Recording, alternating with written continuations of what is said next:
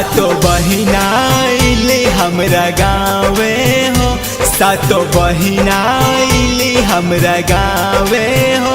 सभे झुलुआ झुलावे नीम के छावे हो।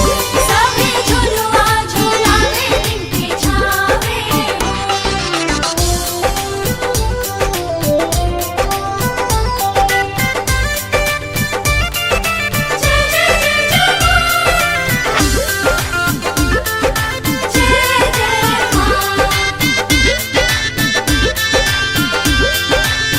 पुआ पकवान बनल शुद्ध दूध घी में, सेवा खातिर लागल बाटे सभे मैया जी में।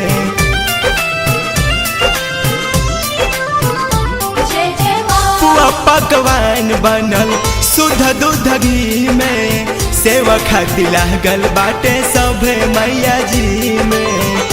मालिन धोवेली गंगा जल से पावे हो, मालिन धोवेली गंगा जल से पावे हो। सभे झुलुआ झुलावे नीम छावे हो। सभे झुलुआ झुलावे नीम के छावे हो। जय जय जय जय माँ, जय जय सिरवन माँ।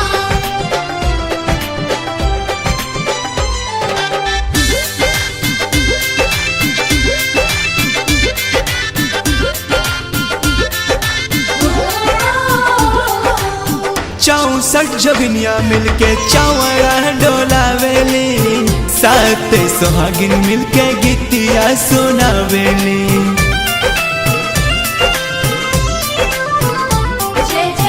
चौसठ जोगिनिया मिलके चौरा डोलावेली, सात सोहागिन मिलके गीतिया सुनावेली।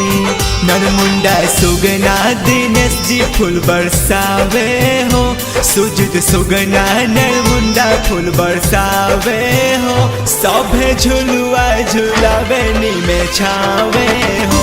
सभे झुलुआ झुलावे नीम के छावे हो। सातो बहिना आइली हमरा गाँवे हो, सातो बहिना आइली हमरा गाँवे हो।